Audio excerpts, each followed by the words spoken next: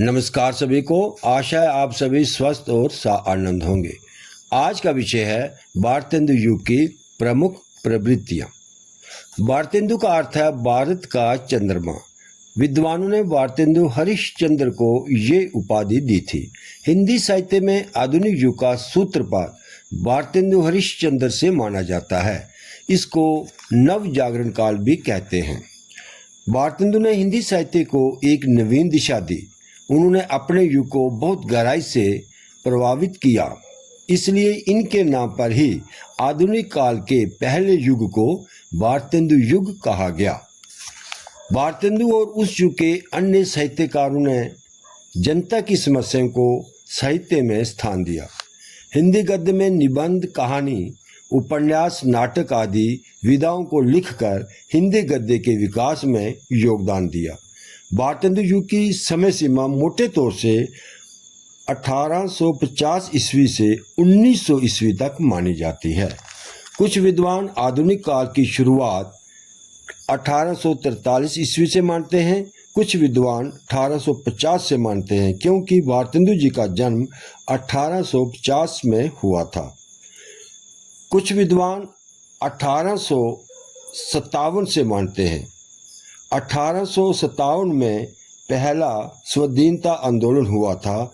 कुछ विद्वान 1868 को इसका आरंभ मानते हैं, क्योंकि भारतेंदु जी की पहली रचना 1868 में प्रकाशित हुई थी। भारतेंदु युग की प्रमुख प्रवृत्तियां इस प्रकार हैं। पहली प्रवृत्ति है राष्ट्रवाद की भावना। इस युग के साहित्य में देशभक्ति, स्वाधीनता की चेतना और राष्ट्रीय गौरव की भावना प्रमुख रूप से दिखाई देती है। भारतेंदु जी ने भारत दुर्दशा जैसे नाटकों के माध्यम से राष्ट्र प्रेम का संदेश दिया। यानी भारतेंदु युग के साहित्य में क्षेत्रीयता से ऊपर उठकर राष्ट्रीय भावनाओं की अभिव्यक्ति हुई। हाँ, भारतेंदु ने शुरू में राजभक्ति पर आधारित भी कुछ कविताएं लिखी, जिसमें ब्रिटिश शासन का गुणगान किया गया था। लेकिन उनकी सच्चाई जानने के बाद, यानी जो ब्रिटिश शासन था, उनकी नीतियां जानने के बाद भारतेंदु जी की राजभक्ति राष्ट्रभक्ति में बदल गई। तो दूसरी प्रवृत्ति है ब्रज भाषा के साथ साथ खड़ी बोली का प्रयोग। भारतेंदु युग की भाषा मुख्य रूप से ब्रज भाषा ही रही। गद्य में खड़ी बोली का प्रयोग भी होने लगा। भारतेंदु जी ने खड़ी बोली हिंदी को साहित्य की भाषा के रूप में प्रतिष्ठित किया।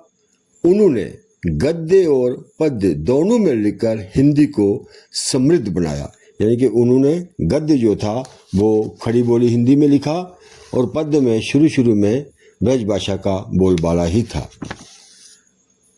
तो तीसरी प्रवृत्ति है सामाजिक सुधार की भावना। समाज सुधार इस युग की कविता का प्रमुख स्वर रहा।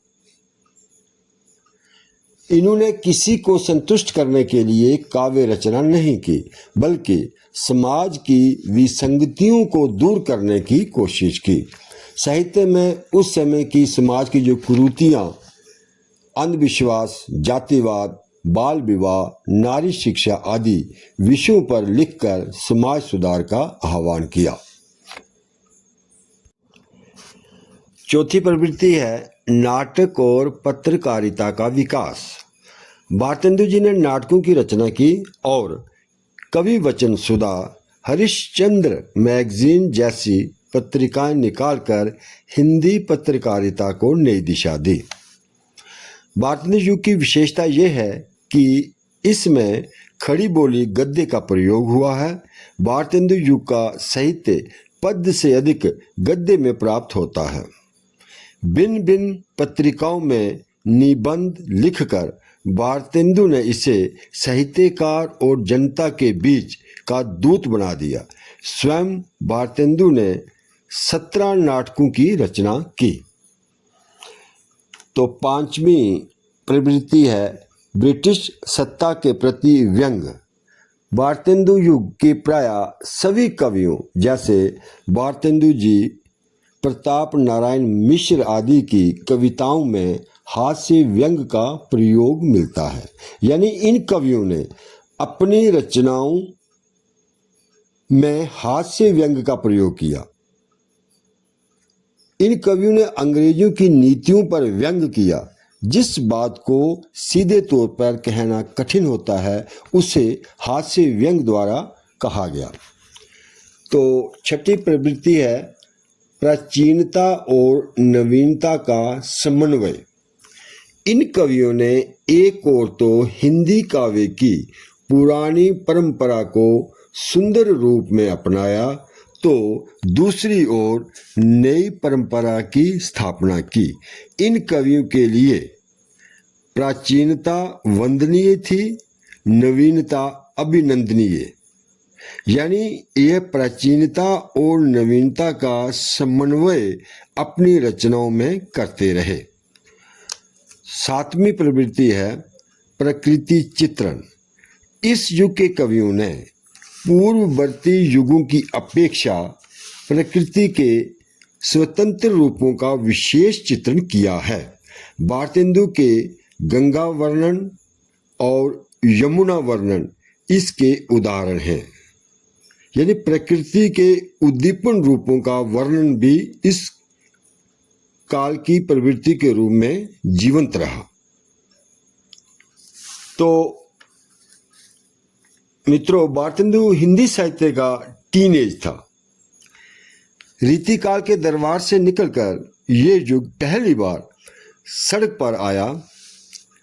कलम ने तलवार का काम किया, भाषा बदली, विषय बदले और सबसे बड़ी बात साहित्य राजा का नहीं जनता का हो गया।